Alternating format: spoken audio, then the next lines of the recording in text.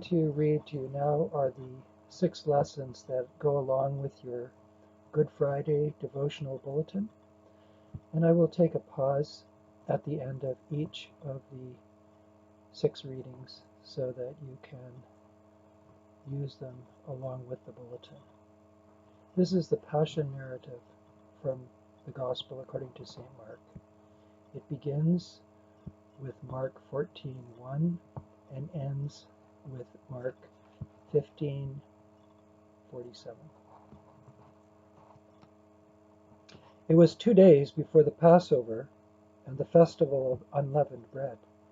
The chief priests and the scribes were looking for a way to arrest Jesus by stealth and kill him. For they said, "Not during the festival, for there may be a riot among the people." While he was at Bethany, in the house of Simon the leper, as he sat at table, a woman came with an alabaster jar of very costly ointment of nard, and she broke open the jar and poured the ointment on his head. But some were there who said to one another in anger, "Why was this ointment wasted in this way? For this ointment could have been sold for more than 300 denarii, and the money given to the poor." And they scolded her. But Jesus said, "Let her alone. Why do you trouble her? She has performed a good service for me. For you always have the poor with you, and you can show kindness to them whenever you wish, but you will not always have me. She has done what she could. She has anointed my body beforehand for its burial. Truly I tell you, wherever the good news is proclaimed in the whole world, what she has done will be told in remembrance of her." Then Judas Iscariot, who was one of the 12, went to the chief priests in order to betray him to them. When they heard it, they were greatly pleased and promised to give him money. So he began to look for opportunities to betray him.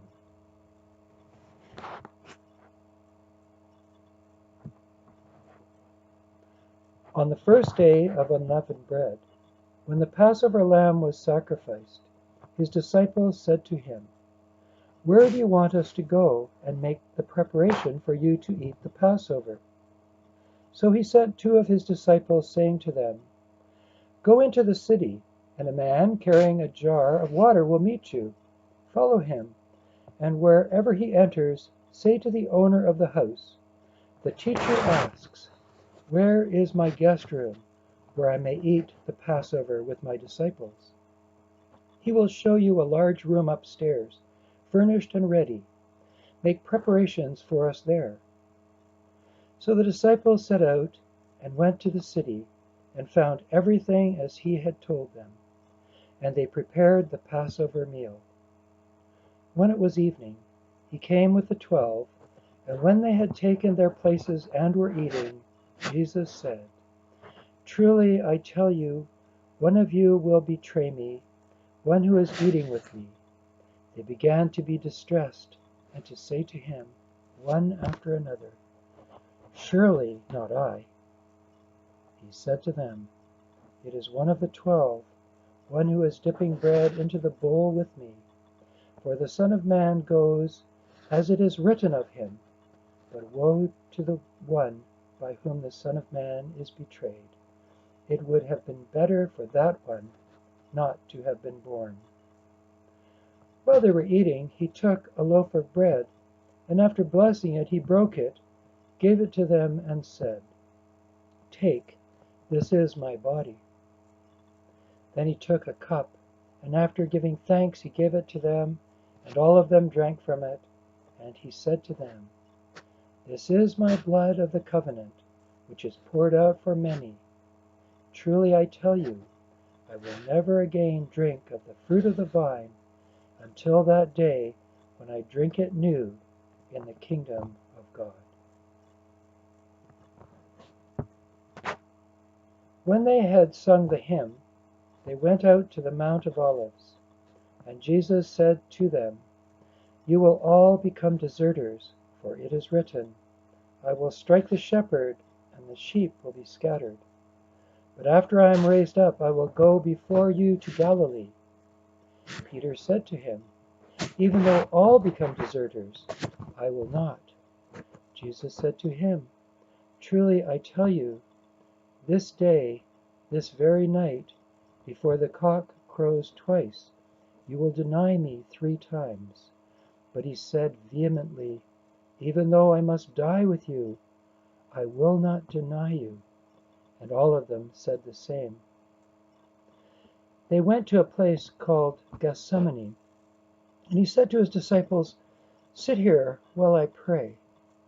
He took with him Peter and James and John, and began to be distressed and agitated. And he said to them, "I am deeply grieved, even to death.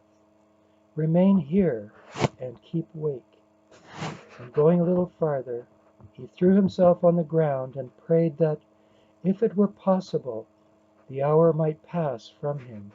He said, "Abba, Father, for you all things are possible. Remove this cup from me, yet not what I want, but what you want." He came and found them sleeping, and he said to Peter, "Simon, are you asleep? Could you not keep awake for 1 hour? Keep awake and pray, that you may not come into the time of trial. The spirit indeed is willing, but the flesh is weak." And again he went away and prayed, saying the same words. And once more he came and found them sleeping, for their eyes were very heavy, and they did not know what to say to him. He came a 3rd time and said to them, "Are you still sleeping and taking your rest? Enough! The hour has come. The Son of Man has been betrayed into the hands of sinners. Get up, let us be going. See, my betrayer is at hand." Immediately, while he was still speaking, Judas, one of the 12, arrived, and with him there was a crowd with swords and clubs from the chief priests, the scribes, and the elders. Now the betrayer had given them a sign, saying, "The one I will kiss is the man.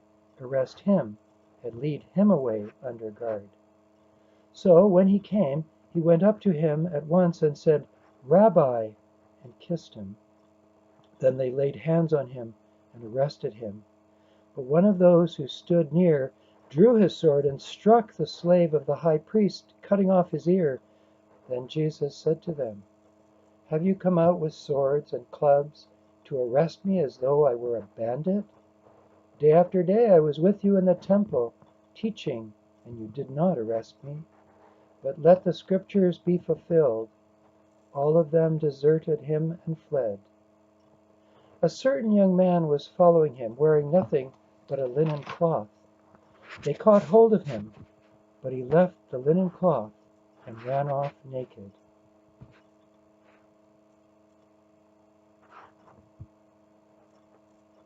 They took Jesus to the high priest, and all the chief priests, the elders, and the scribes were assembled. Peter had followed him at a distance, right into the courtyard of the high priest, and he was sitting with the guards, warming himself at the fire.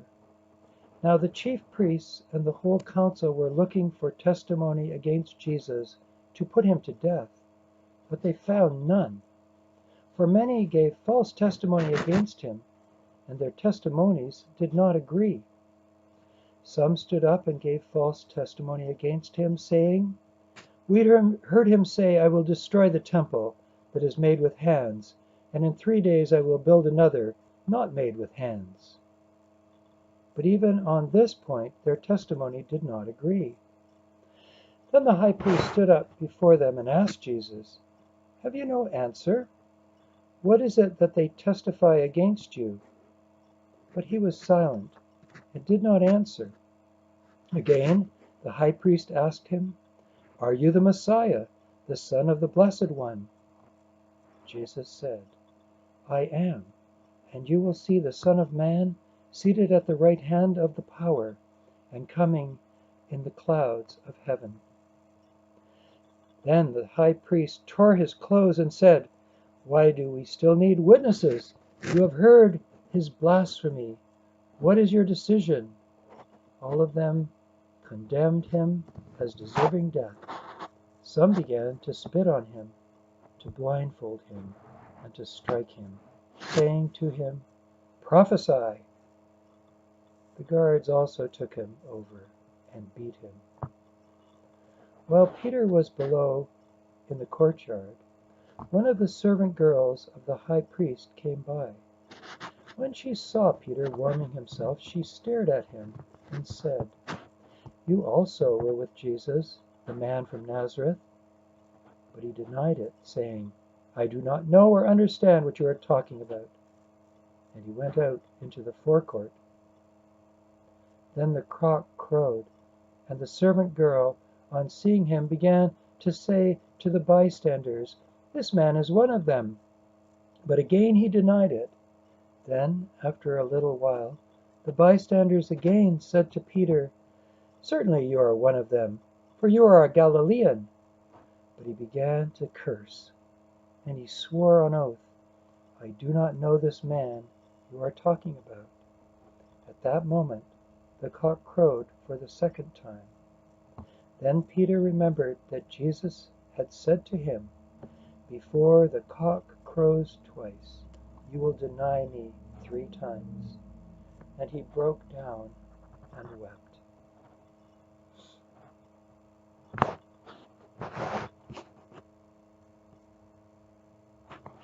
As soon as it was morning, the chief priests held a consultation with the elders and scribes and the whole council. They bound Jesus, led him away, and handed him over to Pilate. Pilate asked him, "Are you the king of the Jews?" He answered him, "You say so." Then the chief priests accused him of many things. Pilate asked him again, "Have you no answer? See how many charges they bring against you." But Jesus made no further reply, so that Pilate was amazed. Now at the festival, he used to release a prisoner for them, anyone for whom they asked. Now a man named Barabbas was in prison with the rebels who had committed murder during the insurrection. So the crowd came and began to ask Pilate to do for them according to his custom. Then he answered them, "Do you want me to release for you the king of the Jews?" For he realized that it was out of jealousy that the chief priests had handed him over. But the chief priests stirred up the crowd to have him release Barabbas for them instead. Pilate spoke to them again. "Then what do you wish me to do with the man you call the king of the Jews?" They shouted back, "Crucify him." Pilate asked them, "Why, what evil has he done?" But they shouted all the more, "Crucify him."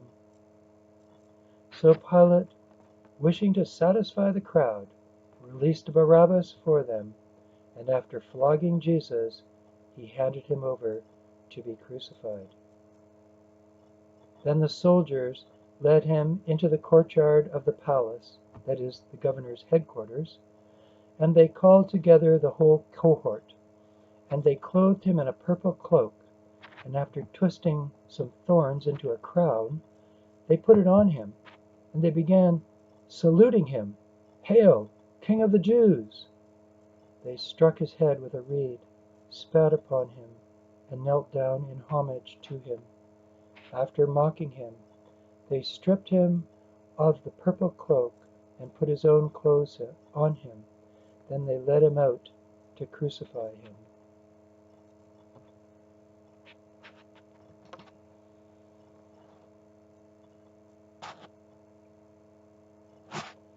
They compelled a passer-by who was coming in from the country to carry his cross.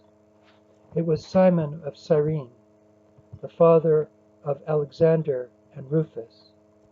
Then they brought Jesus to the place called Golgotha, which means the place of a skull. And they offered him wine mixed with myrrh, but he did not take it. And they crucified him and divided his clothes among them, casting lots to decide what each should take. It was 9 o'clock in the morning when they crucified him. The inscription of the charge against him read, "The King of the Jews." And with him they crucified 2 bandits, one on his right and one on his left. Those who passed by derided him, shaking their heads and saying, "Ah, you who would destroy the temple and build it in 3 days, save yourself and come down from the cross." In the same way, the chief priests, along with the scribes, were also mocking him among themselves and saying, "He saved others. He cannot save himself. Let the Messiah, the King of Israel, come down from the cross now, so that we may see and believe." Those who were crucified with him also taunted him. When it was noon, darkness came over the whole land until 3 in the afternoon. At 3 o'clock, Jesus cried out with a loud voice, "Eloi, Eloi, lema sabachthani," which means, my God, why have you forsaken me?" When some of the bystanders heard it, they said, "Listen, he is calling for Elijah." And someone ran and filled a sponge with sour wine, put it on a stick, and gave it to him to drink, saying, "Wait, let us see whether Elijah will come to take him down." Then Jesus gave a loud cry and breathed his last. And the curtain of the temple was torn in two from top to bottom. Now, when the centurion who stood facing him saw that in this way he breathed his last, he said, "Truly this man was God's Son." There were also women looking on from a distance. Among them were Mary the Magdalene, and Mary the mother of James the younger, and of Jose and Simone. These used to follow him and provided for him when he was in Galilee. And there were many other women who had come up with him to Jerusalem. When the evening had come, and since it was the day of preparation, that is, the day before the Sabbath, Joseph of Arimathea, a respected member of the council, who was also himself waiting expectantly for the kingdom of God, went boldly to Pilate and asked for the body of Jesus. Then Pilate wondered if he were already dead, and summoning the centurion, he asked him whether he had been dead for some time. When he learned from the centurion that he was dead, he granted the body to Joseph. Then Joseph bought a linen cloth, and taking down the body, wrapped it in the linen cloth, and laid it in a tomb that had been hewn out of the rock. He then rolled a stone against the door of the tomb. Mary Magdalene and Mary the mother of Joseph saw where the body was laid.